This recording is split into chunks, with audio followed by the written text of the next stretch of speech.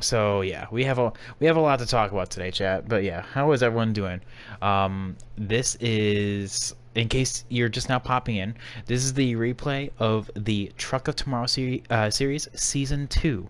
Now you may be wondering, what the heck is the Truck of Tomorrow series? It is a continuation of custom series that we did from Heat 4. Since on Heat 5 you can actually make your own custom series, I decided, you know what, screw it. We're just gonna throw it in the custom season and get going. So instead of us actually doing our actual points, we are doing, well, just a straight up season. And you'll see everyone that is currently racing, both in the results page as well as the points. We are doing 3 stages today. So 40, 40, and then the rest of the race. And I'm actually very excited. It's Kansas. It's the season opener. God, I love Kansas. Chat, do you guys like Kansas? Oh my God. Kansas is literally like the best track in like Heat 5 thus far. It is fantastic. So yeah, without further ado, chat, let's just get right into this thing. In 3, 2, 1. So yeah, Kansas is like the best track, like hands down. Like running the wall is nothing gives me more pleasure in this game than be able to rip the wall at Kansas. You can actually do that very similarly at Vegas. You know, you can rip the wall at Vegas. Oh, but by the way, chat, as you can see, we are racing our custom truck. It is, last season we did the 21 Allegiant Chevy Silverado, but this season we swapped on over to 24 because the 21 is actually taken by Zane Smith. So, of course, since in this universe of the Truck of Tomorrow series, we race for GMS, so we definitely want to make sure we can actually get canonical. Because since the 24 isn't technically taken other than by Chase Elliott, which he's not even in this series, so, I mean, honestly, that's perfect, you know? You might as well run it. So yeah, as you can see right now, we kind of got stuck on the bottom for a little bit until we got past Christian Eckes, and now we made our way to the top, and you can just see the time that we make up right there. Look at that, just flying past Stuart Friesen, and get to the outside of Ross Chastain right there, and potentially even getting past Ben Rhodes right there, and actually we're gonna kind of keep our distance from Tanner Gray up here, you know, not totally give him a 1-2 bump draft, but as soon as he goes down low, we do take advantage, and Ross Chastain is actually making some time right there on the bottom. So even though we do get that run off from every single corner, and, you know, he is still there, you know, still there on the inside, you know, gotta give him room, but as we rock the top, we are inevitably faster than him. As you can see, this entire wad of trucks up here, we have Riley Earps of all people leading this front pack. Todd Gilliland sitting there in P4 currently, with Brett Moffitt, who is actually on fire right now. Like, when I say on fire, like, he's having a really good day. Like, in the pre-race notes, it said that Brett Moffitt was actually doing, like, had some fast practice laps or something, like, really well. Well, obviously he is doing really well. He's up in the top 5, but we are just rocking and rolling that top. Todd Gillen gives us the space right there, and as we just rip the wall, unfortunately, you will be able to see a recurring problem through all of our runs. I am very much a short run kind of truck. After like 10 laps or so, the pace starts to diminish a little bit. So with Johnny Sauter taking the lead right there, we do actually, you know, we are still fighting for P2 there with Todd Gilliland, and he actually just cuts us off right there. I was actually very actually surprised on the backstretch. Todd Gilliland actually slammed the door shut, because you don't see that from the AI that often. Them literally coming down and door slamming. Not door slamming, slamming the door on you. So yeah, we have we have a multitude of different ways to do it. Like if you race at Kansas, chat, like if you know anything about racing here, you know that you do not want to get caught in the bottom. So that's why you will always see me up top, unless I'm forced to the bottom, you know, like on a restart or something like that. So yeah, we're trying to make the top side work. Todd Gilliland is just definitely not just pulling over and letting go. But you know what? That's fine. It gives a little bit of competition here. Ross Chastain is also not adding to it, so that means we can't like quite cross him over. We can't cross over Todd Gilliland at all because Ross is there. You know, we can't just door slam him. You know, I mean, literally we could, but like that's not fun. That's not very gentleman-like. That's not very driver-like. But yeah, either way, as we approach lap 10 this time around, currently on lap 9, we are actually, like I said, just rocking and rolling this top right now. But as you can see, you know, we are starting to slip a little bit in the corners. You know, I mean, like I said, it takes about 10 laps for the truck with a base setup here. With a base setup, kind of starts to diminish its fast and actual running capabilities. So Todd Gilliland starts to get farther and farther away right there in the corners. Ross Chastain is now side by side, and as we go coming out of 2, Ross is definitely still giving us the bottom, but Todd Gilliland is starting to pull away, which is fine. You know, this is lap 10 out of 167. We have plenty of time for all of us to actually make our way through. And like I said, this is ran in stages, so we do have stage 1 ending here on lap 40, and we can definitely nab some valuable stage points, especially since this is the first race of the season.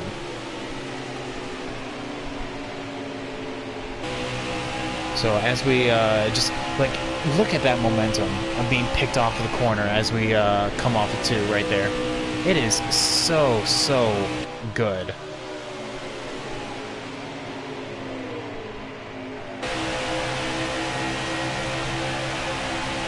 But yeah. So chat, tell me, for everyone that's watching right now, how did you guys watch the All-Star race that was today? Because Bristol, baby, I loved Bristol. Honestly, like, and call me a Chase Elliott fan, okay? Call me a Chase Elliott fan. But I love the race despite the fact of who actually won it.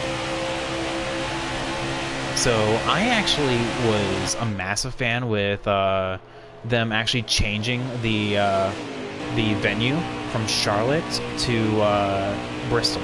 I was like one of the major proponents for that, and I actually thoroughly enjoyed both the Open as well as the actual race itself. And I'm just wondering, Hunty, yeah, you're a Chase Elliott fan? Yeah, of course, man. Why else would I be? Like, it's obviously the best choice. You know, why else would I be a, like, I'm definitely not a Kyle Busch fan, you know? I'm definitely a Chase fan. But, the fact of the matter is that, like, despite my favorite driver actually winning the actual race, I actually really enjoyed the overall racing that the tracks provided. What's up, Sublime? How you doing today?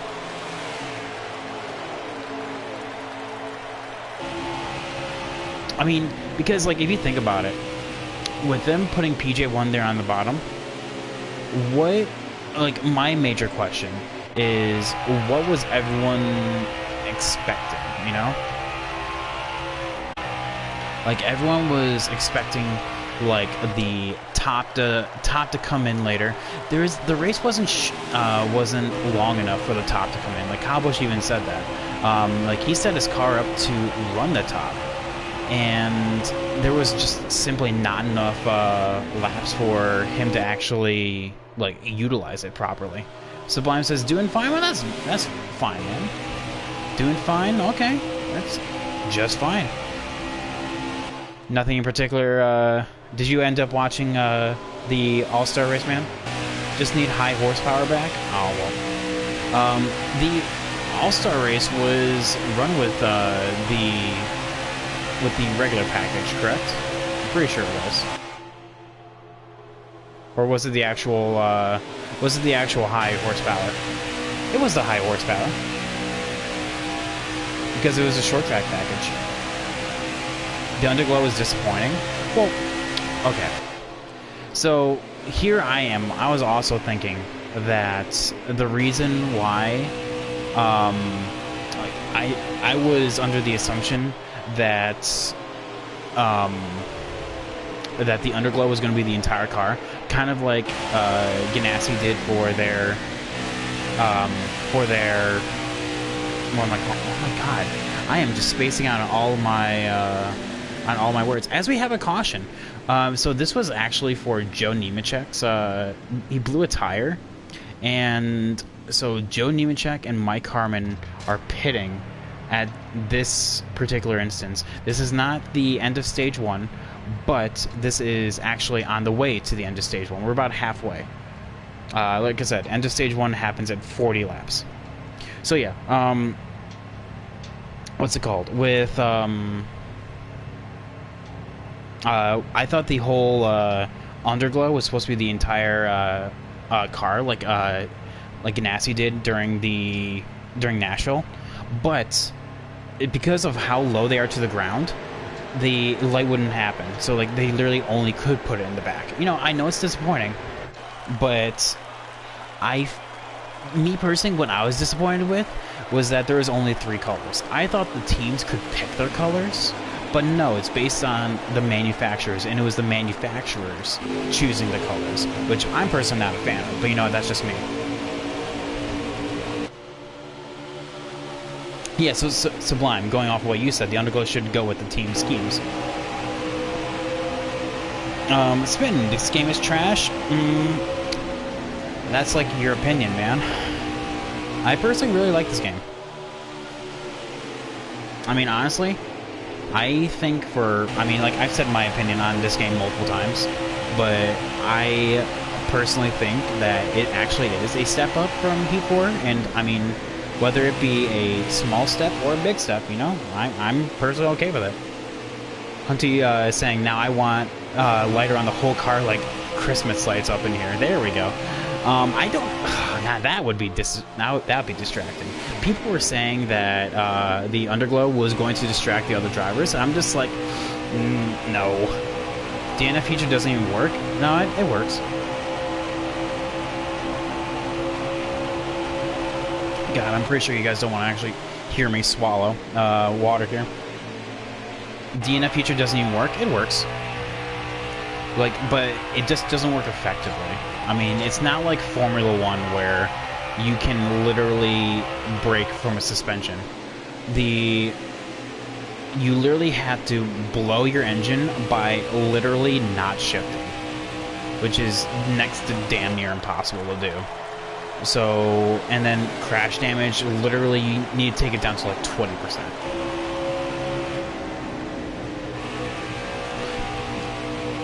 I don't know, man. Obviously, not enough. But, I mean, the patch did nothing, said Smitten. I mean, the patch is literally like surface area. Like, surface, like, stuff that, like, would actually appear from not, like, a core fundamental thing, but, like, actually just, like, this is what's going on. Now, what they should have done is they should have patched the damn light shading thing from Homestead. If you guys know what I'm talking about, literally the day-to-night transition for Homestead works, but the sky changes, but the actual track does not. And before they add strict DNF, I hope they, like, I've been a strong proponent for saying that instead of, like, full damage, or, like, what's it called, like, some damage, or whatever the hell it's called, they should have added, simulation. Like, literally, where a Homestead looks beautiful. Okay, obviously, you have not seen what I'm seeing. Hang on, chat.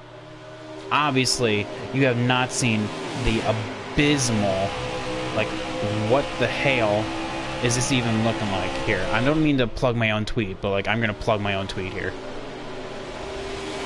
That's not right. Yeah, Control V, perfect. Ooh, that's what I want. I have it and it looks beautiful. Nah, son. Look at that. How is that actually a thing? Like the fact that it's a glitch. I mean, like you guys are complaining about having how DNS aren't working and how it's so glitchy. This is legitimately a glitch where the track does not change with the actual lighting, but the sky does, no matter what stage of the race you're in. That's not beautiful. That's trash. That's hot garbage. But again, that's everyone's opinions. If you think it looks good, then hey, perfect.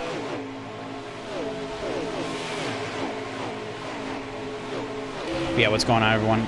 Everyone that's just now popping in, welcome. This is the Truck of Tomorrow series, essentially a custom series that I carried over from Heat 4 to Heat 5. The actual implementation of an actual custom series. They made their own son. Homestead, literally, the lights are so powerful that they don't even need the actual lights to be on. Because if you even look at look at the third picture, the lights aren't even on. But like clearly, it's dark outside. Like what? What is this? Yo, Cashies, long time no see, my dude. How you doing today, man?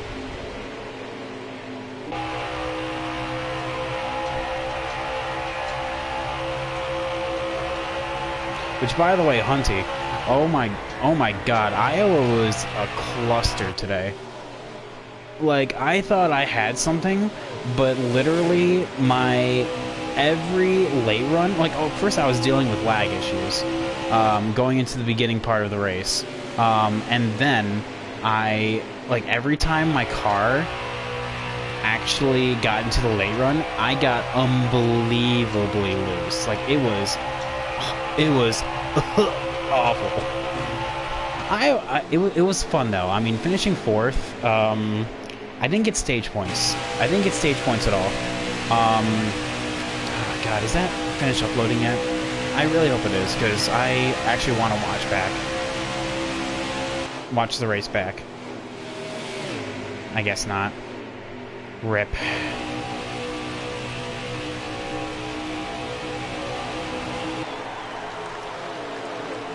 Oh, well, whatever.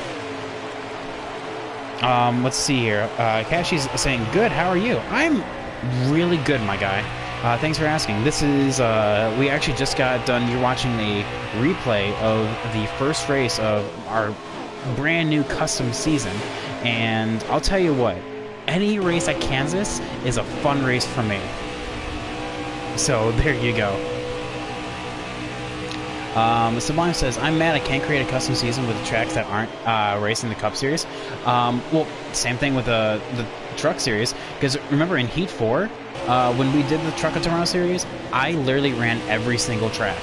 I ran every, track that you could run, but now it's only limited to what is actually on the schedule. So, that's actually hot garbage right there. Me personally. Not my opinion. But, it's an imperfect feature, so, whatever. Humpty's saying, I hate Iowa. I love Iowa. But, literally, I think that was definitely not my best race. Cash is saying, do you recommend this game? It depends. If you're looking for much like Heat 5 or Heat 4, if you're looking for a simulator, you're not going to find it here. The game isn't perfect. There's a lot of glitches and bugs, but I do think it is a step up from Heat 4. So if you are looking for a step up from Heat 4, then I would recommend it. It's not everyone's cup of tea. It's not everyone's favorite game right now, but it's still going to be played, and I'm still going to play it. Hunty's saying, I hate brakes in this game. You're talking about Heat 5, man? You hate the brakes in Heat 5?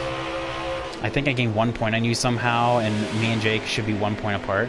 If I did my math correctly, you both got stage points, and I didn't. I did not get a single stage point in that race.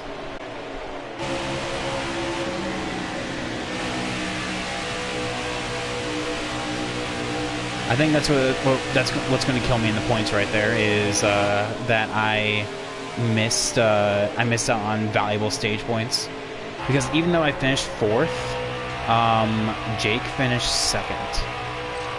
So essentially, I wasn't necessarily trying to lock up the championship before Chicagoland, but I think that if I would have won that race, I would have definitely set myself up perfectly for Chicagoland.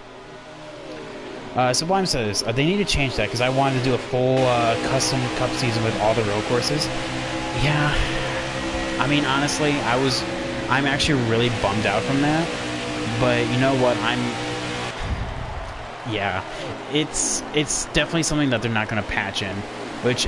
Right now, we have our second caution. This is from Sheldon Creed, just deciding to, you know what, I'm just going to Sheldon Creed this and just not even give a damn. So this is actually going to end stage 1 right here, and we actually get 1 point. Ooh. Stop the presses. As we finish 10th in stage 1, so we're going to be pitting here, our first pit stop of the day, and we're going to change up our tape. We're going to increase it from 40 to 45, and we're going to lower the wedge from what was 50, because you know I use stock setups. What it was 50 to 50 or 48.8, and then change the tire pressures. We're going to see what that rolls. So we're going to actually still restart in P10. So of course, you know, whenever we pit here in any NASCAR Heat game, we don't gain nor lose spots on pit road. So we roll off in P10, shift up, crank up through the gears, and we just immediately go up to the top. Immediately. And we're going to get a massive run coming off Route 2. We have Todd Gilliland to the inside, and he actually cuts us off again. Of course, Todd Gilliland, of all people, but we're going to give him a little shot right there. And so even though we are in P12 currently, as we come off this corner, we do get to the outside of Tate Fogelman, which actually, I can't believe that Tate Fogelman even made into this game. Like, honestly, he's like the biggest unknown in like the truck series. He's so under the radar that people don't even know who he is. Like, I had to look him up, and I'm actually pretty knowledgeable when it comes to drivers. Hunty's saying, I hate brakes in 704 games, they're so bad. Well, yeah, I mean, it's not like F1 games. But that's also like an unfair comparison. So we shoot down to the bottom of Mattcraft and actually get to the inside of Riley Herbst. Man, Riley Herbst should just DNF right now. He's trash. Like, get him out of my game. But yeah, running this top right here, you can just see the speed difference on how the people run the bottom compared to the top here. And I know this is a bunch of AI, but still, it just shows you that Kansas is still very much a top group kind of track, which is something I'm very much okay with. I love the top side at Kansas. I love Kansas in general. Any race where you can race as you can race as like running the top is anything that's good in the world. Did you read my other comment about Richmond? Wasn't paying attention. You said something about Richmond, so there we go. I tried driving Richmond with the trucks, and my car pushed every single time I hit the brakes. It was literally undrivable. Well, honestly, that's just a matter of whenever you push up with hitting the brakes, that's not really your brakes. Well, it's your brake bias, yes, but it's also your front end weight. So it depends on how much you put in. Like, if it's generally speaking, the tighter you are, the more front end weight you have. And basically, here's a rendition of what front end weight does. Every time you go into the corner, whenever you lift off or actually hit the brakes, that is another way to tighten up the car. The more front weight you have, the tighter you are. And it also helps out on rotation. The lower you have it means the more your car will rotate through the corner. So if you good rotation, you want to lower it. If you want, I know, I'm just saying, I know you didn't change it, but what I'm just explaining though is next time you do it, I would recommend changing it. Okay? That's what I'm saying. Just drive as him? Oh my god, no. Riley Herbst is literally like a no-talented hack who bought a ride. Doesn't even deserve to be in it. I didn't, but yeah. So essentially that's what, like whenever you push up in the corners, that's why, is your front end weight. It's also then a combination of your track bar. But like, track bar has very little to do with that. Riley Herbst wins the championship? Please no. Because I know you saw, you said also Herbst won a race in your career mode. Well, he didn't win a race in my career mode. In fact, in episode 2, he was literally the first person to DNF, and I literally went on stream and I cheered. Because he is the worst. So so Blind says, well, you can go lower than what it starts. I never adjust it. Yeah, you can go lower, you can go higher. Like I said, on tracks that, like, you rotate a lot through the corner, so, like, what's a good track? Like, honestly, I'll just use Kansas as the example. I want to rotate since I run the high side, I lower it. So yeah, that's basically what's going on. What's up, Alpha? How you doing today, man?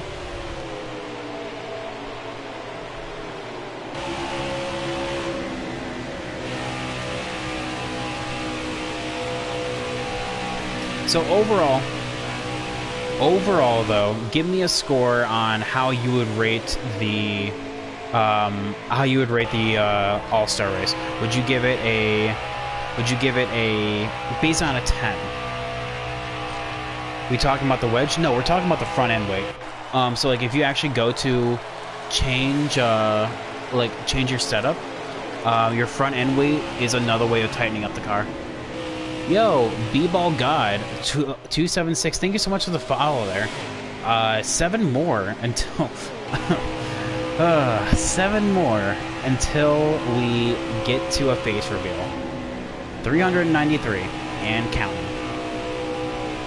Ironically, I just finished my career mode race at Kansas. Dude, Kansas is godly. Like, don't even say that Kansas is not the best mile and a half, like, anywhere. Anavrin J, 9 out of 9. Well, hey, there you go. Even so, that's still really good. Which, by the way, man, how you doing today? Welcome to the stream. It's been being basically the opposite and saying 3 out of 10. Alpha saying All-Star Race was just, I wish I could talk. All-Star Race is just top-tier teams running a shootout. I mean, yeah. But that's essentially what makes the All-Star Races fun, is that, like, they're shooting for $1 million. $1 million is a lot, man.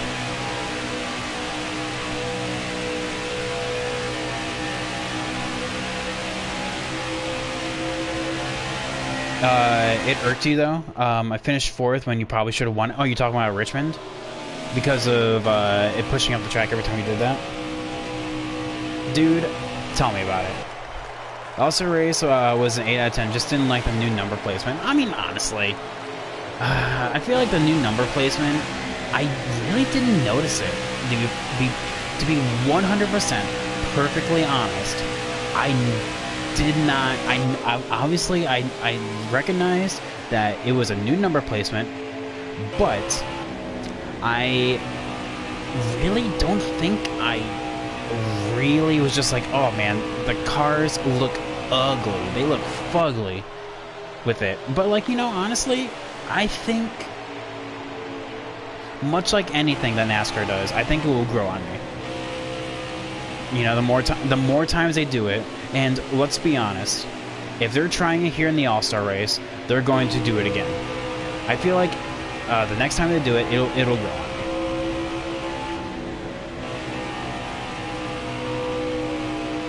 me.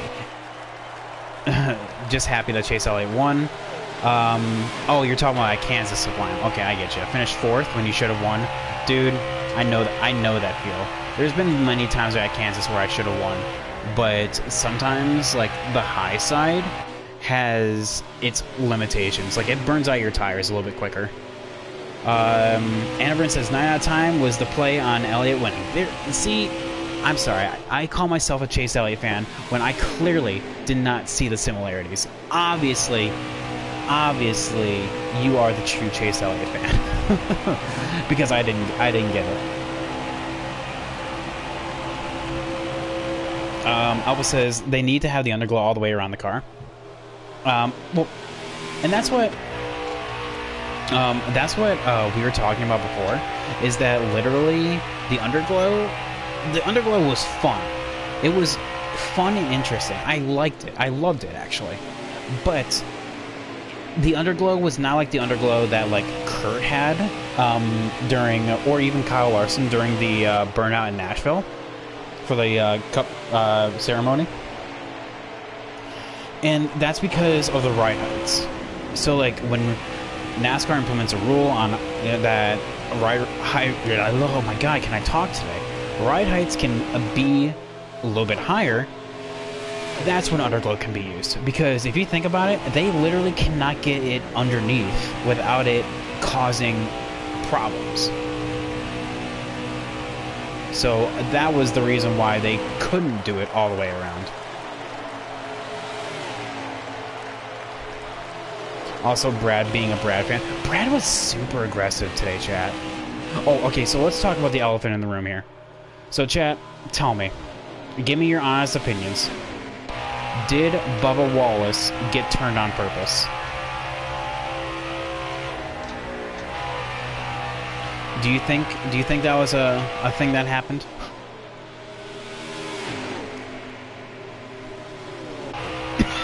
Oh my god. Someone must be talking about me. You guys know that every time I cough, it's because someone's talking about me. Oh yeah, I know Sublime. I already know your opinion because you already said it. I was just saying that in general, for everyone that is showing up here, here and now, what do you think is your opinion on Bubba? I said it earlier. Bubba got dumped though. But yeah, I get you. I get you. That Bubba got dumped. Me personally, I am a believer on that as well, because let's be honest here, everyone saw that Michael McDowell literally turned left in the middle of a straight. He got fed up and turned left and almost took out William Byron in the process. Alpha says I'm looking at it now. Oh yeah, it's all over Twitter. Like, chat, if you don't know what I'm talking about, like, let me go to Bob Pockrass. Bob Pockrass would have something on it. Yippity skippity.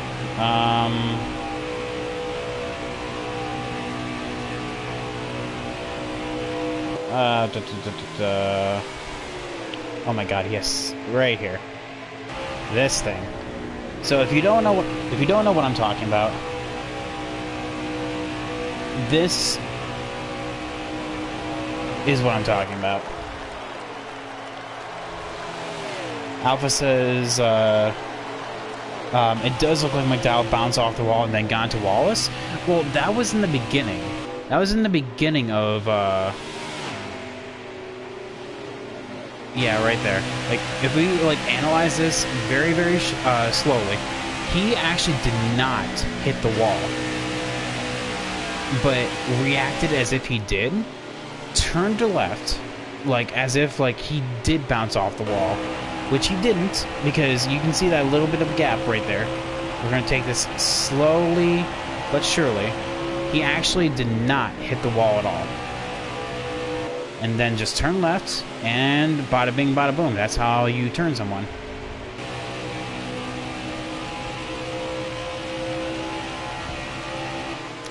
But I thought it was funny, though. that Bubba Wallace's interview was gold, and what he did after. Did you guys hear about what he did after? I'm sure you have, but here I'll find the tweet and do it again. That's not it. We're gonna find this on NASCAR Reddit here.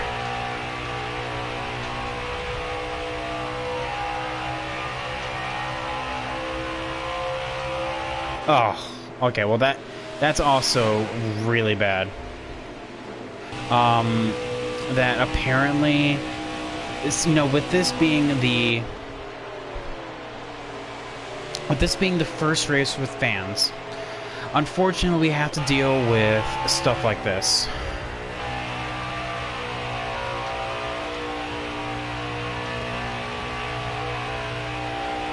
Bam. Unfortunately, we have to deal with racist people that as soon as Bubba got turned and crashed out, people cheered. I mean, like, come on. Grow up. I mean, like, I didn't think that this sport that I love would have this level of degeneracy here. Ugh. I mean, it's disgusting, honestly. But okay, let me find what I was talking about though. Is that, like, essentially what I'm trying to find is Bubba Wallace leaving his right here broken front end on Michael McDowell's hauler. Right there. Alpha says, but yeah, Bubba tagged him in the corner, and McDowell took out both cars over. Almost took out William Byron, too.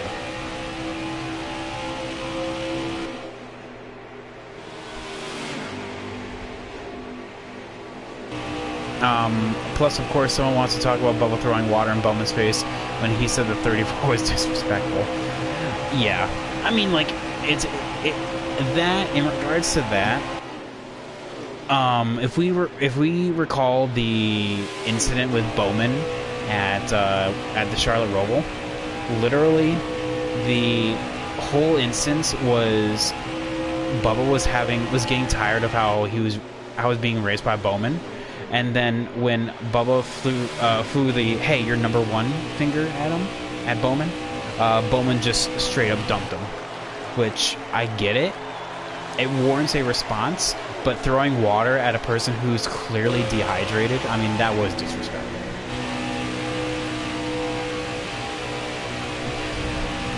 Let's see here.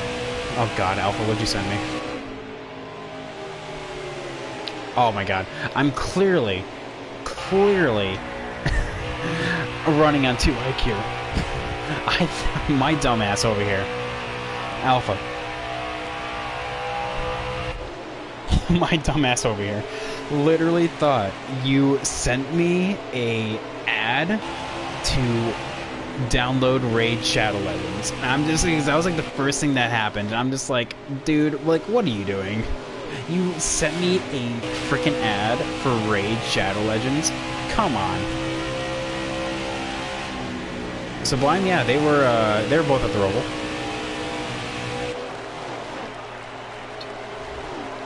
Alright, so let's wait for this ad to be done.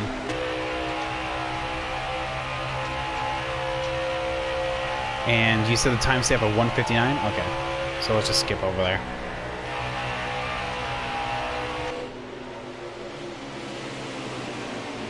Yeah, it made it look like... Okay, I see what you mean. It made it look like he bounced off of the wall, but he didn't actually. He didn't actually bounce off the wall at all. He didn't even touch it. But he reacted as if he did. So there we go. Like, it makes sense. YouTube and stupid ads. No, I mean, like, and I've always been a person that said that literally, if I was trying to look up different, like, ways of the person I'm trying to do the Heimlich on would die.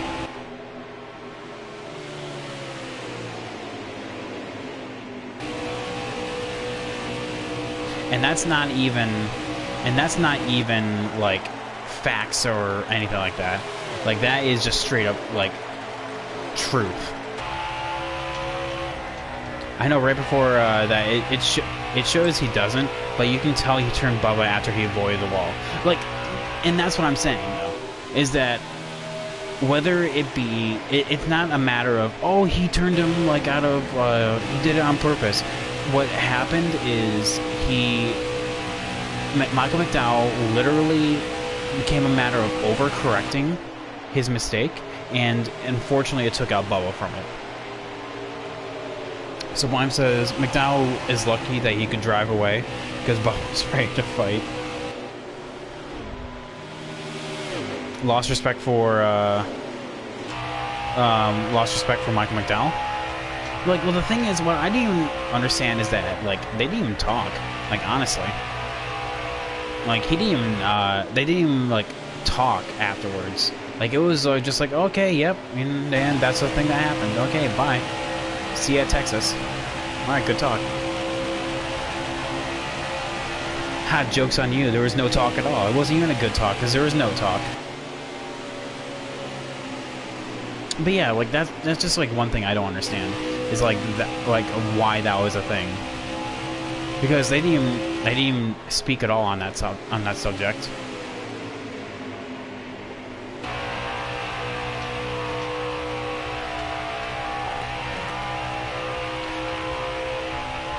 So chat, oh, okay, hang on real quick.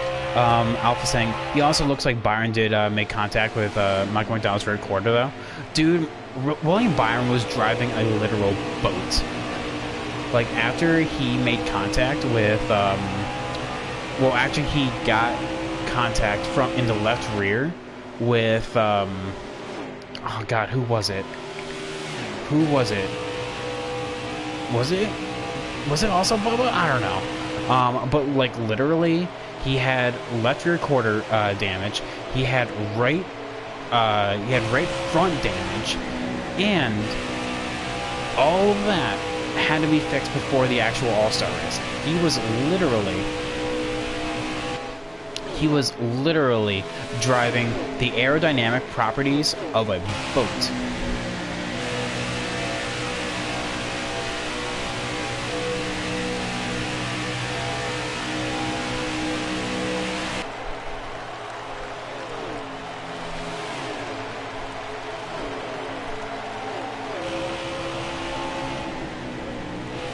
You can see the tires turn left on McDowell's car. Oh yeah, exactly. And that's my point as well. So Wyman says he's mad because in a short race he was slow and there's no time to race and he got moved. Everyone does it. I mean, like, literally, that's what the Open's all about, is, like, literally making sure that it's the race to get into the race. I mean, it's a short race for a reason. Now, one thing that I feel like that Bristol, as the All-Star race, could have benefited from was having it a little bit longer. Like, I am not saying, like, throw, like, a 300 lapper, you know? But I'm saying make it a little bit longer, because having a 55, 2 35s, and a 15, like, what's that grand total laps right here? Hang on. Plus 35 plus 35 plus 15. That is 140 laps, chat. I feel like the All-Star race could have benefited from having 200. You know, throw the truck distance in there, and by doing that, you will have the opportunity for the top to come in, because that's what Kyle Busch was saying the entire time, is that the race was too short for the actual top to come in properly. So it was like old Bristol, where it was a one groove track. Sublime says also it looks like Byron made contact, but it's because McDowell turned down. And when you watch the replay, you see McDowell goes down and Byron doesn't go up. I like that. McDowell goes down and Byron doesn't go up.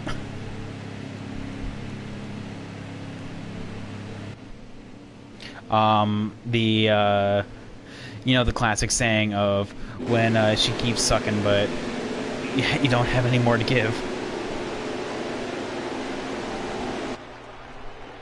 No practice or anything. Oh yeah, no, that was just straight up. Okay, now we're unloading. We're unloading like this, and we're dealing with it.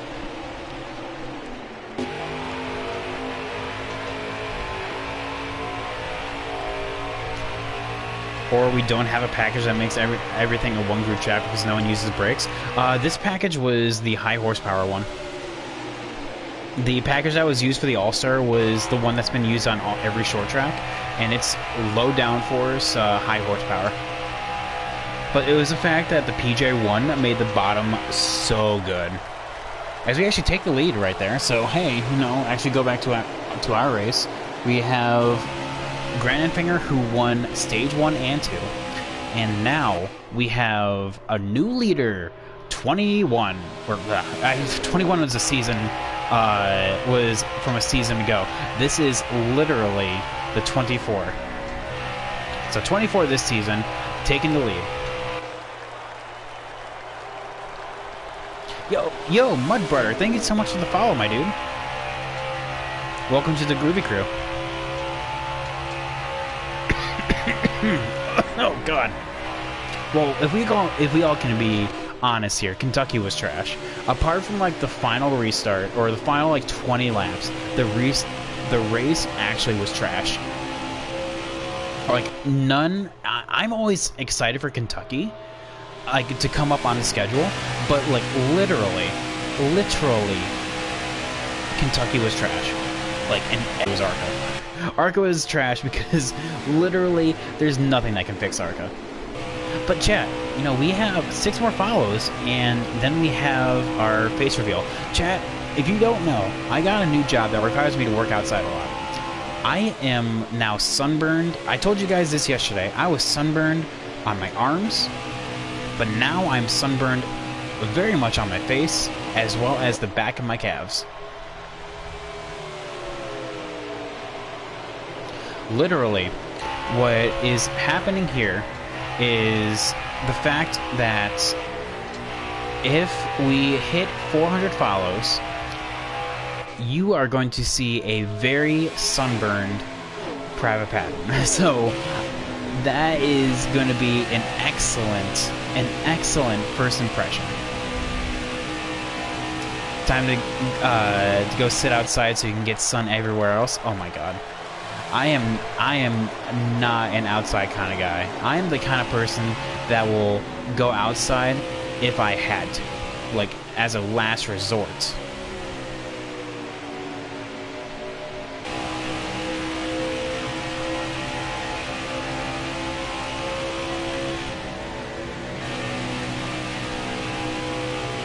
Because like literally, like the only reason I'm even getting sun to begin with is because I am doing carts. It's like and walking around outside, and I can feel the sun against the back of my calves, and even then it's like splotchy because I've been wearing cargo shorts with like these little frilly things that kind of dip on down, and it's honestly kind of blocking some of the sun. So like I have this weird little patch in the back of my calf where it's not sunburnt. I'm just saying, if we hit 400 followers, you guys are going to see a very tomato red private pattern in every ways in one, because like everyone knows that what gets the chicks moister than oyster is the fact that anyone that can rock a rockin' farmer's tan is a person that you would want to wake up to every day. So there we go. I feel like I'm accomplishing that wonderfully.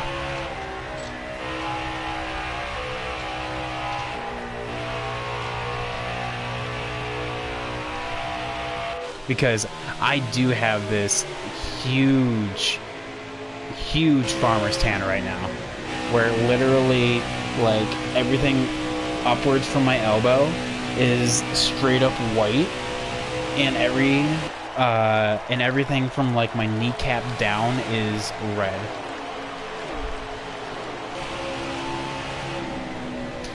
Straight up trash, chat. Straight up trash.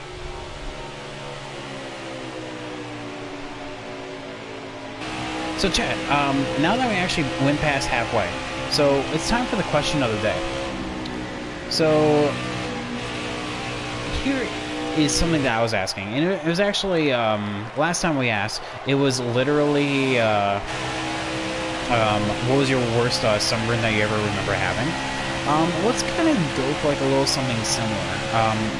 We have a very interesting time where with NASCAR actually allowing fans to actually come back to the stands and come back and just watch the races in general.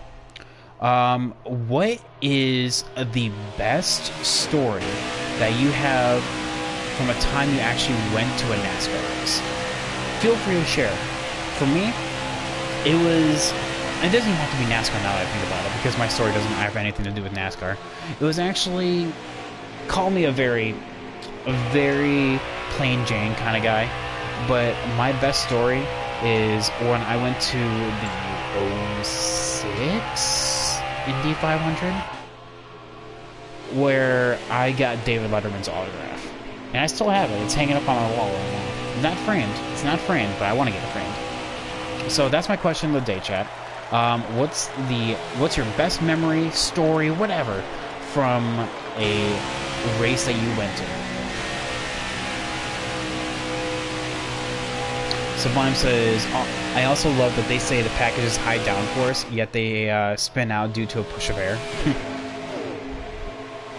High downforce in terms of the front, not so much in the rear. Alpha says single file racing. Well, and that's what Bristol was, and that's what old Bristol was, and that's... Thankfully, I wasn't around for old Bristol, where it actually... Oh my god, what was that? Very professional content right here. The old Bristol kind of made an appearance in the All-Star race a little bit, where literally the track was a bottom feeder territory, and you move people out of the way. Chase put the bumper to Brad. He put the bumper to who else? Kyle, I think, right? And he also put the bumper to Joey. Definitely to Joey. Because of Joey Logano's history there. But yeah. I personally am a fan of newer Bristol, where you can run the top or the bottom. Until you never went to a NASCAR race? Really? If you went to a race, period?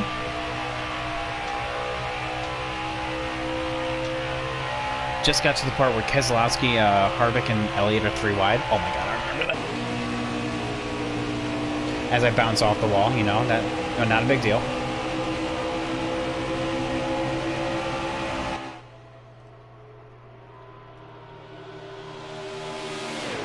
And I'm actually very surprised by that. You never went, like, not to like any race in general, not even like a local short track. Because my first race I ever went to was the 2000 Arkham Menard Series race at Toledo Speedway, where the guy died. Like,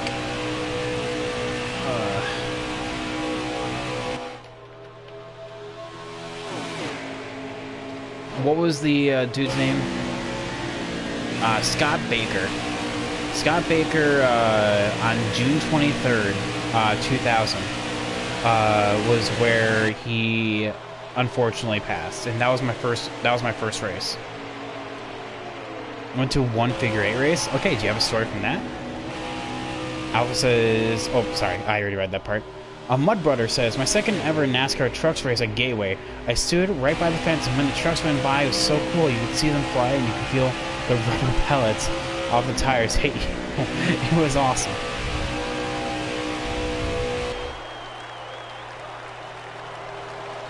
Man, Mud Brother, I wish that... how did you know that was one of my sexual fantasies? I'm kidding, by the way. Is to go to a track and literally get close enough. Unfortunately, you can't do that now. Is that you can't get close enough to the fence that you can literally feel the rubber pellets. But, you know, like, whatever. Until saying they all stopped in the middle. What? Why? That's not even a figure 8, man. That's not even a figure 8 track if all they do is they go into the middle right there. Alpha Wolf saying that is on YouTube. I just watched it recently. Oh, with the part with Keselowski, Harvick, and Elliott going 3 wide. Yeah, okay, that was the end of that was stage 2 then, because Blaney stayed out. I remember that. Legit watched the guy stop so he could get hit. Oof. Oh, so he wouldn't get hit. Oh, okay, my bad. Okay, I was about to say, if he stopped so he would get hit, that's not, like, any regard for safety. That's just straight up masochism at that point. It's in stage 3, start stage 3? What? Because they paid after... Oh, okay, I see. I'm picking up what you're throwing down. Okay, I'm reading you. I'm reading you like a book. I see, I get you, Alpha.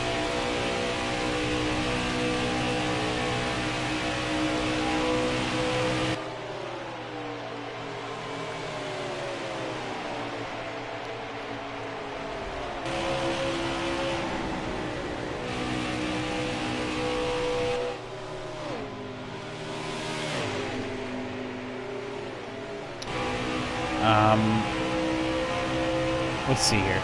So yeah. Right now, if we go back to actually our race right now, we are rocking P3 after finishing P4 in stage 2. We're currently in P3 after losing first and second to Johnny Sauter and Grant Finger. Grant Finger's been on an absolute roll this entire race. He's been looking like he's been literally shot out of a gun. And unfortunately, as we see right in front of us, Johnny Sauter is actually able to get past. So here I am, commentators cursing what's going on right now. So that's fine. Whatever, I guess. I'll just shut up about him. Hunty's saying, I think I've seen better racing on the highway. What, here? Like in our race, or just the figure 8? Because I was about to say, if you're insulting my racing, we're about to throw some hands.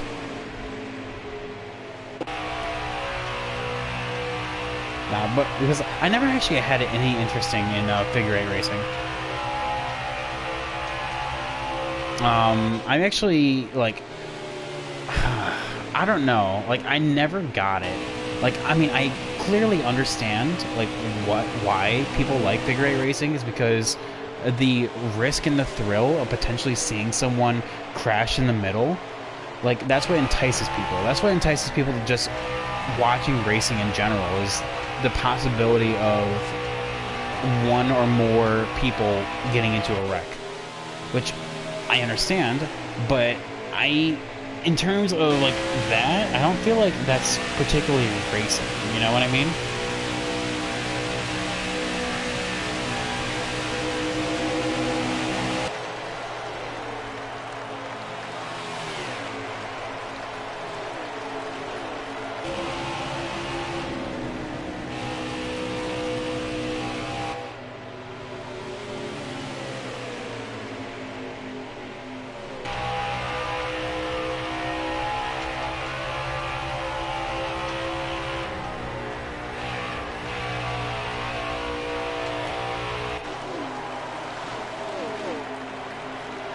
So chat, so I have a fun fact for everyone here. So, unfortunately, David, one of my mods, is not here to give the fun fact whenever I do a question of the day. But I have one for you guys, actually.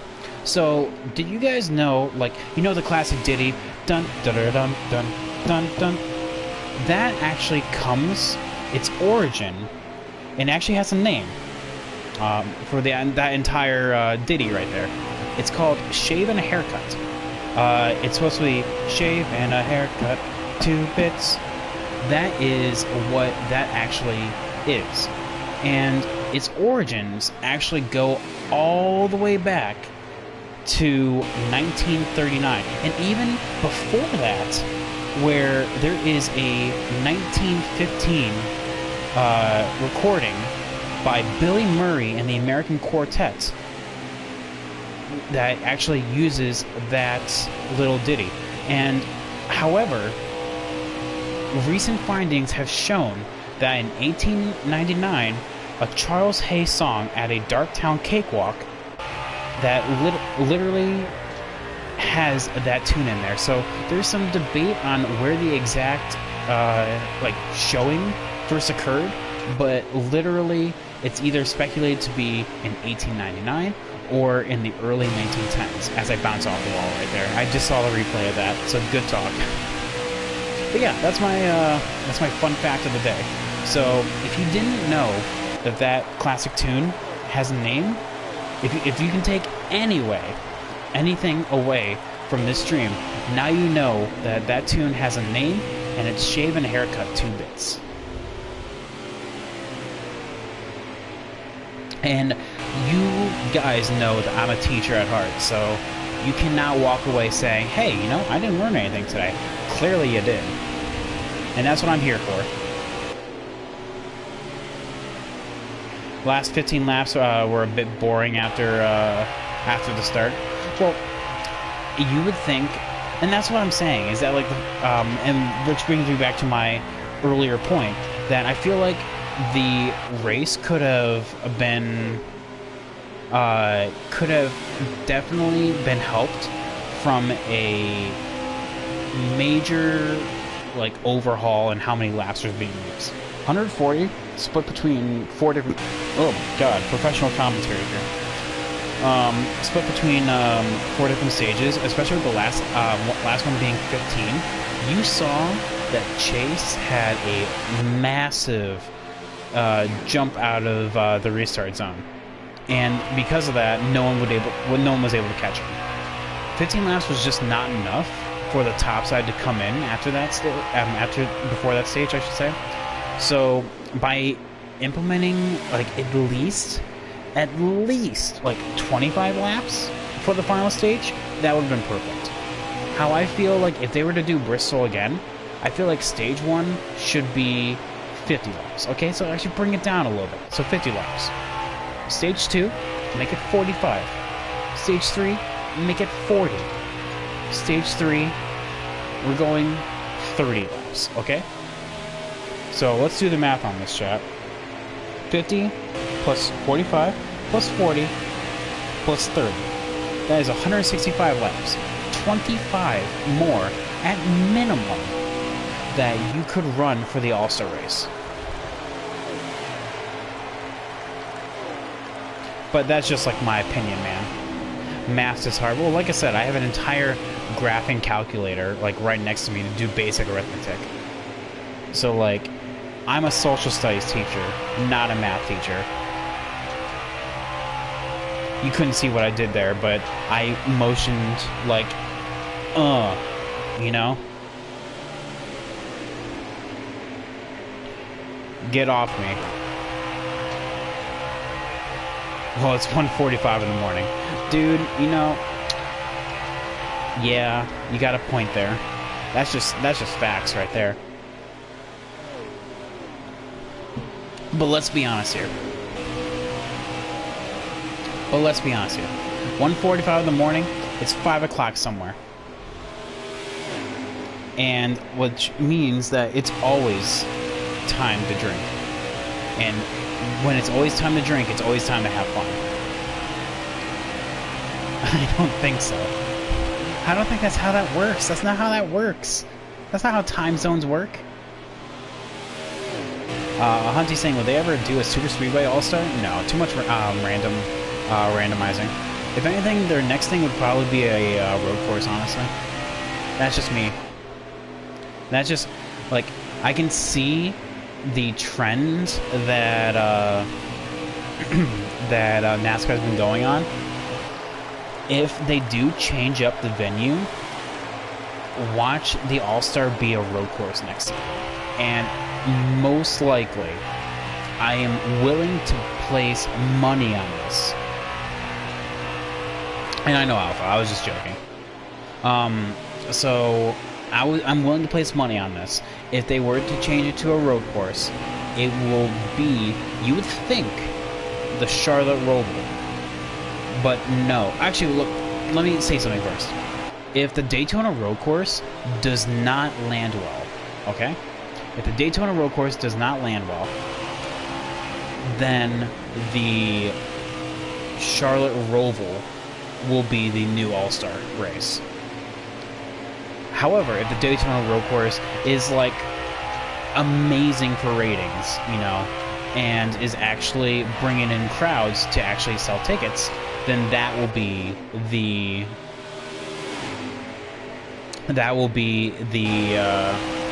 new road course all-star. They need to bring back IROC, but they are, man. Did you not hear about what Tony Stewart's doing?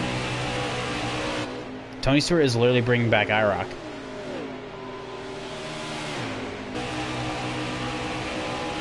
Would you like to send me a, would you like me to send you a link?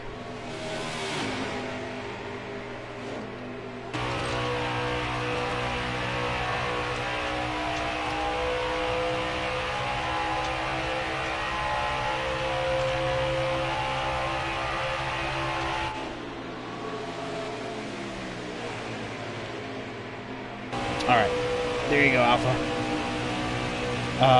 Let's see here. Hunty's saying a road course league. Oh, man. At that point, that's just IndyCar, man. I would definitely be okay with road courses. I feel like NASCAR does need more road courses. You see a lot of great racing and a lot of great strategy there. But I feel like with road courses, they're in a very weird scenario where literally I feel like there should not be stages. Like, road courses, I feel, bring out the best kind of racing when there aren't any stages.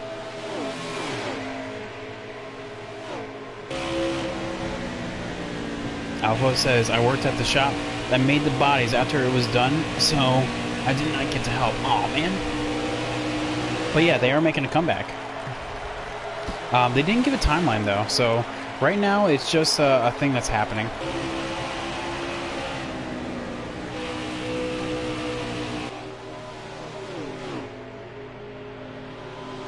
A 6-race short track series, by the way. It will be 12 drivers, and it'll only race on short tracks. So, we'll see. The SRX experience, so Superstar Racing Experience. That's essentially the new, that's going to be the new IROC series. The shop made IROC bodies, but had less than 50 employees. Dang, man. Hey, you know what? I guess that's job security right there. I mean, they can't fire you because, well, they need you. You know? So, Hunty's saying, I say keep the stages, but don't stop the race. I've always been an advocate for that. As you can see, though, we are actually going onto pit road at this point in time. So, going down and making sure we don't speed. It's 45 miles per hour for the speed limit. We do actually pass Todd Gilliland going onto pit road here. But we have Ross Chastain, who's pitting just in front of us. If I recall correctly, I think our pit stop time was a 15.6. Which I really wish that for these replays, it would actually show the animation for getting on the pit road. You know, like having the crews going over the wall and all that. Oh, God. Oh, God, Chad, I just had an existential crisis right there. I forgot that on Friday I'm going to be taking my test again in order to try to get my educator's license. And that is happening this Friday. I totally forgot. Scheduled it for 8 in the morning, bud.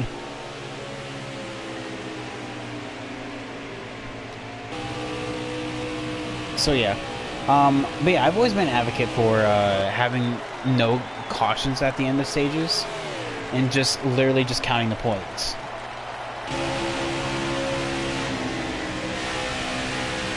Just counting the points at the end of the given lap to lead the stages, but literally just don't stop the race. And I feel like that's honestly something that is weirdly enough probably a lot harder than most people would actually would say, because you know, obviously with NASCAR being in the current climate of focus grouping, having that potty break, you know, in the middle of like, well, really in the 1/3 mark of the race, you know, is beneficial for most of the viewing audience. It's also supposed to increase the entertainment value of racing, you know, having 3 mini races in the actual race itself, therefore making better competition. Me personally, no thanks, but you know, whatever.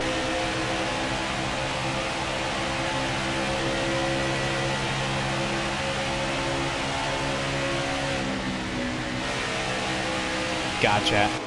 Potty breaks not allowed. Oh, no, just...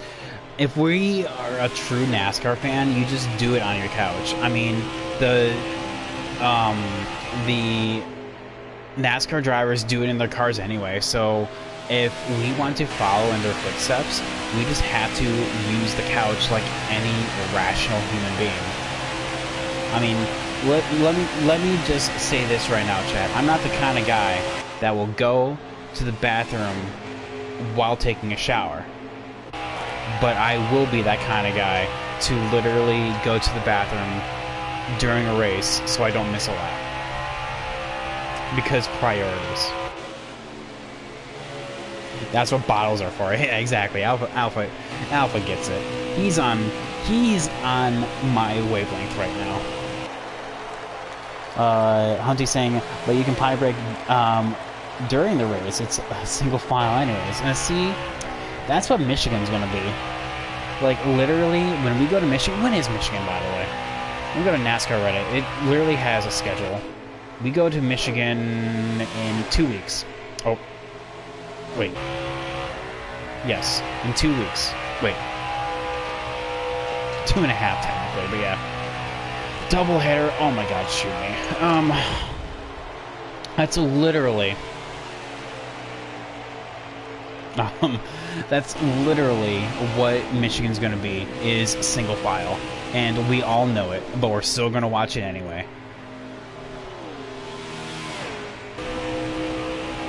Alpha saying, hell, I tell streamers just put a bucket under their desk and turn off the mic and camera. Oof. Oof. And see, chat, that is the brilliance of not having a face cam, is that you don't know what I'm doing. I'm kidding. Twitch, don't take me down, please. Ew, a doubleheader in Michigan? Yeah, man. It's a doubleheader in Michigan. I mean, because, you know, they're gonna do like what they did with Pocono, and because it's gonna have all 3 series there, so one day it's gonna be Xfinity and Cup, and the other day it's gonna be Trucks and Cup. So we all know that the best race will be... So Xfinity, yeah, exactly. So it's gonna be like Pocono in that regard, where it's... We don't know the full schedule yet, but I'm assuming it's gonna be Xfinity and Cup. Yeah, 2 Cup races. There's 2 Cup races, one Saturday, one Sunday. And they have all 3 series there, so one race is going to one day is going to be Truck and Cup, and the other day is going to be Xfinity and Cup. We don't know in what order it's going to be, though. But yeah, doubleheader at Michigan, shoot me now. However, the week after is the Daytona Road Course, and I'm actually, now that I see what comes after that, is very unfortunate. That literally we have, and I'm sorry, chat, I'm gonna be the bearer of bad news here. After the Daytona Road Course, I'm very excited to watch that. We have a doubleheader at Dover. Yep. August 22nd and 23rd, doubleheader at Dover. So, honestly, if you ask me, I feel like Michigan will probably produce better racing than Dover will. How many races is NASCAR behind now? Well, oh my god, has the Bend over weekend. Do you know how many times, Alpha, that Giggity has used that joke. Giggity Racing League is the league I race for. Hunty's in it as well. I race for on Wednesdays. Every time we race at Dover, there is at least one stream called the Bend Over race. I literally think our preset cup race was called the Bend Over 200. Like, it was like, what?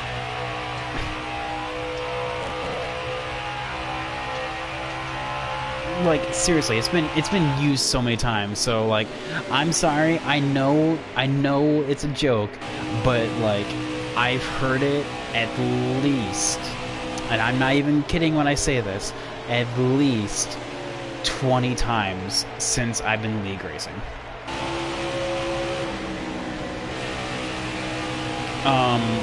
What's it called? But yeah, that is Dover. How many races are we behind? Well, considering we have the rest of the races before the playoffs actually released, by the time we get back to the playoffs, so which is currently, oh my god, can I just get back to where I was? Daytona on August 29th, that is when we will be caught back up. August 29th is when we, that's why I hit the wall right there, good talk. I keep overdriving the car, honestly.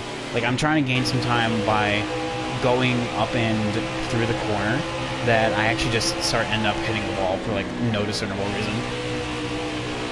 So, yeah, August 29th is when we actually get caught back up. Can't wait to get rid of my 19 car. What? Hunty, what team are you on? I don't actually know that. What team do you race for? Because I'm with Canucks, so we have the Ganassi cars, as well as the 21 for some odd reason. So yeah, I race the 21. You're on NRG, so they have Toyota. Okay. They have Gibbs. What if you had a choice? What car would you be racing? Because if I had a choice, honestly, like legitimately, if I had a choice, I would still be driving Matty D. Like, Matty D has some fire schemes. Like, all of the Menard schemes are straight up. Oh, what, Bobby Carter? Oh my god, stop. Get out of here. That's who you'd be racing as? Stop. No, you're lying. Bobby Carter. God, who is Bobby Carter? Just some random guy. No, Energy Esports. No, that's not it. Alpha, like, NRG is owned by... God, what's his face? I'm sorry. I can't remember off the top of my head. But in Giggity Racing League, we have different names for our teams. So, like, I'm on Team Canucks. So my entire team is ran by people from people from Canada. So that's why it's called Canucks.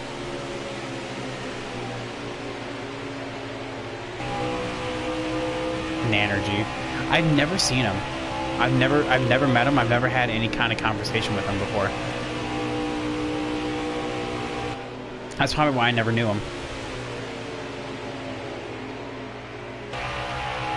That's interesting. Because I've had contact with Taddy, obviously. I've had, like, contact with, like, all the captains, apart from Nanner. Like, I have never talked to that guy before. I never even knew he existed. I knew the team existed. I never actually knew that guy existed. Which, by the way, chat, if you're just now joining, sup, first of all. If this is Private Patton's first stream of the Truck of Tomorrow series, which is now, as we come to the line of this lap, we are 21 laps away from finishing this race. You may be asking, what is the Truck of Tomorrow series? It is the custom season that we do for single player, since that actually has an option now. Custom season where we can actually, well, put whatever we want. So this is race number 1 at Kansas, my favorite mile and a half. So, howdy doody, everyone. And this is your first time here? If this is your first time in a private patent stream, raise your hand. I would love to see who's all here.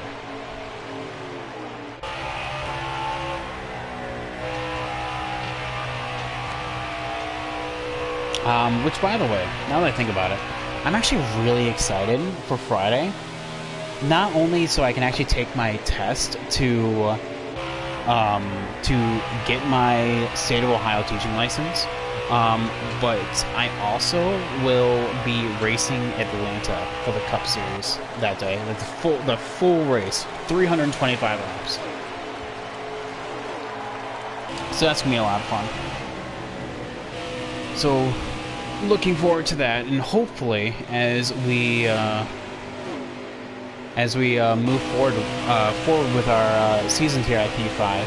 Heat 5, I'm thoroughly enjoying. Like, I know there's a lot of people that disagree with that opinion, but I am really enjoying Heat 5. To me, I don't know why, but the cars that you race as feel more conducive. They don't feel like as... what's the word I would put it? Like, you know how in Heat 4, if you would enter the corner, they feel really wobbly?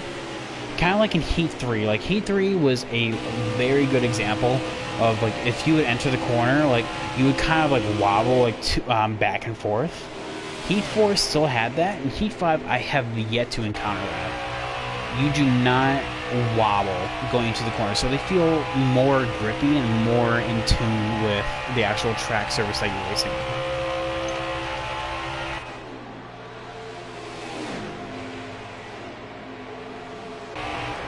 But yeah, Kansas is also just so much fun. Like, seriously, running the top literally every lap, I wish... oh my god. Dying, chat. I wish I could actually do this on every single track. Like, Auto Club, oh my god. Give me some Auto Club Highline going. That will be amazing. Iowa. If the top side would be able to work at Iowa, then we will be fantastic. Like, this would be like the perfect NASCAR game. Hunty's saying I bettered my normal time on Pocono Challenge by 0.5. Ooh. You see, I'm not even gonna try with those anymore because I gave it my damnedest. Unless I literally just get bored one day and be like, you know what, I'm just gonna, like, F it, I'm gonna try it. That's what's gonna be, like, probably my only time I'm actually gonna go back to doing those challenges. They're fun, but I feel like,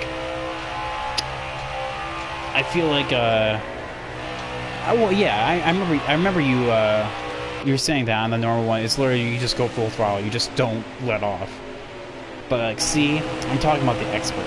Because I don't play in the sandbox. I go straight for the swing set, you know? When you go to every playground, like, you know, like, even while, like, you were back in school, think about it. You don't go to the slides. Everyone went for the swing set. To me, the swing set, and this metaphor is going nowhere, by the way, but the way I view the challenges at Pocono is expert difficulty is the epitome on that. I honestly don't have any interest in doing the other two, normal or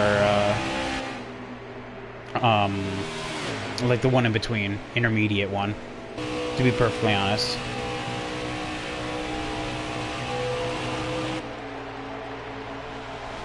So yeah, and that's honestly a thing that I feel like can be improved on. I feel like the online challenges are fun, but they need to kind of make it like weekly or at least bi-weekly, because having it monthly is kind of like boring after a while. I mean, it's poorly set up, yeah. I mean, like, what do they do? Like, What do you get from doing the online challenges? Do you get anything? Because obviously there's a leaderboard for a reason. Can't really grind it either, dude. That's actually one thing that even during my stream the other day, I said that after you complete it, I wish you could just replay it. But no, you have to totally back out and then go back in. Probably not. Oof. Like, honestly, I would understand, like, if it would go towards, like, getting into a pro league spot or anything like that, because, like, think about it. You're putting it on the leaderboard for a reason. Why would they not use it? But no, apparently that's just not a thing.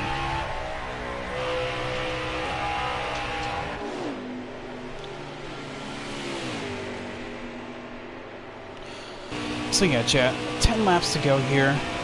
Still in P4 actually, and if you watch my POV of this race, we literally have like 8 seconds to Todd Gilliland as we hit the wall one more time. Third time's the charm. And God, me and the wall are just not getting along today. Last 20 minutes for F1 and starting my team. Dude, and that's another thing I wanted to say. I am getting F1 here at the end of the week. Probably Saturday, and I'm actually really looking forward to it. Like I said, I'm going to be doing things a little bit differently compared to what other people are doing, so I'm looking forward to seeing what F1 2020 brings me. God, what I should do, chat, is I should create a custom season for the current Cup season, like as if COVID actually happened. I feel like I'm gonna do that, honestly,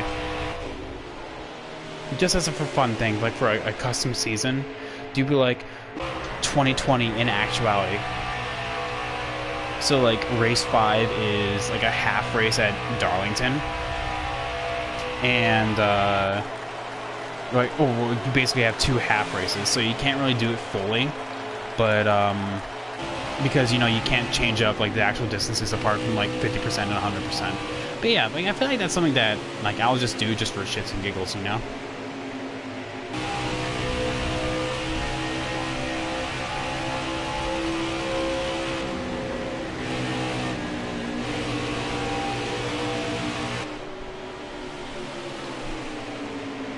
Alpha saying, I'm vying for 2 things. 1, my team, and if it has couch co-op thing.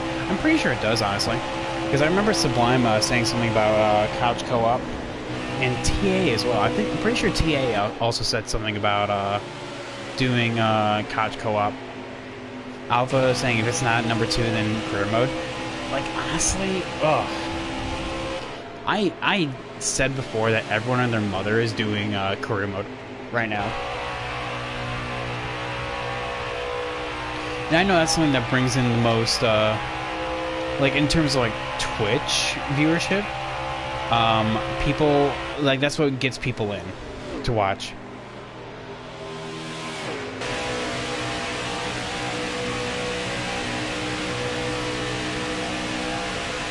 But, like, I don't know. I feel like doing career mode will be, like, I feel like it would get boring after a while. Like, is that weird? Is that weird to say?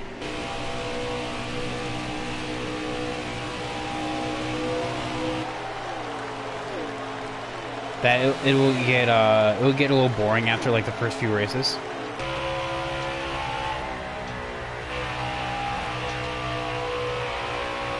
Because honestly, that's like the only thing I'm worried about. Is if I would actually do career mode for Formula 1, that it would start to lose, like that I would start to lose interest.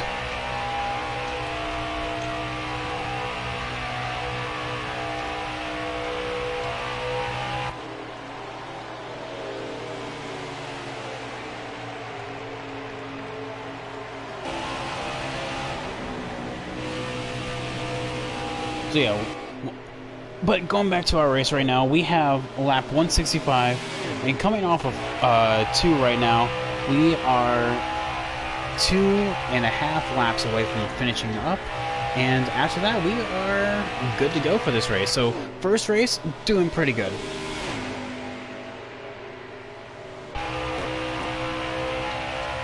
finishing P4, getting valuable stage points is something that's definitely going to put us ahead early on in this championship. So having the ability to get a early start to the season is something that I'm really looking forward to.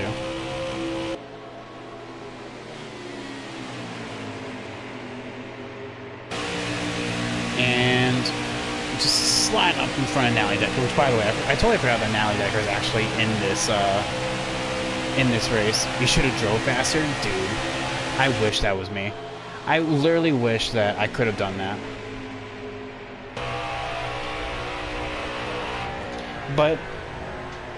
And the race is over. Apparently, I don't know what happened, but a caution caused the final yellow on the last lap, so the race is now over. I don't know. Again, I wish I could see who brought it out. I wish that NASCAR Heat 5 had a replay system where I could find this stuff out, but either way, the race is over. Finished P4, and if I recall correctly, Grant Enfinger won the first race of the season. So let's back out of this right here. So we finished 4th with a speed rating of 103. I know, I'm trash. 103 speed rating? What even is this? Are you even a fast racer? So another fail for Heat 5. Yeah, not very, not looking so hot right there. But yeah, Grant Enfinger won with Johnny Sauter finishing 2nd, Ross Chastain 3rd, myself in 4th, Tyler Gillen rounding out the top 5. Riley Earps finishing in the top 10. My day is ruined. He should have finished last. Let's be honest here. He's trash. Moving on down the list, we have a lot of interesting names like Stuart Friesen finishing in 15th, Ben Rhodes finishing in 18th, and then all the way down here, we have Tyler Ankrum and Rafael Lessard, 4 laps down, 24th and 25th. And after all that, Sheldon Creed decides, you know what, I'm done. Yes, I won at Kentucky, but you know what, that's the only win I need in my life, and finishing 131 laps down. Good talk, man. So after all that, finishing 4th, or being 4th in the standings here, I'm okay with that. Good start to the season. The racing and AI do seem done well. Yes, they are, actually. And I will maintain that the racing and the AI are actually, like, really on point. So, yeah. Let's look at these accolades now. Hey, look at that. We had the fastest lap. And look at that sexy mofo right there. Having the fastest lap with most laps led going to Grant Enfinger. Good talk all around. Tyler Hill somehow got top 10. I don't even know. And then Ben Rhodes getting that from starting 1st to 18th. That is something you don't want on your resume right there, especially as you try to rise through the ranks of the truck series, because at this point, I think Ben Rhodes is just going to be a truck lifer at this point, if he doesn't improve soon.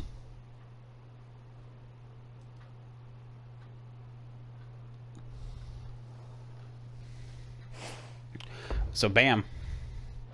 After that, we have Chicagoland, and that'll be next race. So, yeah, as you can see, look at this sexy truck right here. I based it off of Johnny Sauter's number 21 scheme. No, you want 18th to 1st, not the other way around. Yeah, tell Ben Rhodes that. Obviously, he didn't get the memo. But yeah, clearly he was not doing that properly. So we have all of our usual settings on here. Literally nothing has changed. Honestly, chat, if you are looking for Heat 5 and you want some realistic settings for your AI, definitely highly recommend screenshotting these. I find that this creates the best racing and most realistic experience possible. I run on automatic here because it actually increases the challenge. If you run on manual, like shifting up through the gears, like on restarts and all that, it's just way too easy. So running on auto is actually like harder, surprisingly. 105 speed rating, can't go higher than that. Full damage, of course, 100% race length, and strict yellow with multiple stages. Realistically, we only had 2 cautions in the first stage, And after that, we didn't have a single caution up until literally the last lap. So, good talk, Strict Yellow. You're doing great, bud. And, of course, quick qualify. I didn't change anything, but I don't know why it's asking. So, yeah. Season, yeah. Exactly how I would point out right there. Granite Finger, 59 points, almost away from a perfect score. He just finished second in that first stage, and that's the only thing that killed him from getting that coveted 60 points. So yeah, other than that, you know, as we look through the playoffs right now, we do have the playoffs all the way on the line right here, starting off with Texas. So yeah, few season standings.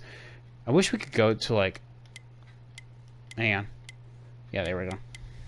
I wish we could actually see the like the playoff championship, because other than that, like right now we're just kind of looking at where everyone is and not where they would be if the playoffs started right now, and that's honestly kind of bleh, you know. I wish that was a thing. That may just be a thing with custom season not really working, but yeah. So yeah, Sheldon Creed starting off the season perfectly. Keep going there, bud. 32nd place suits you.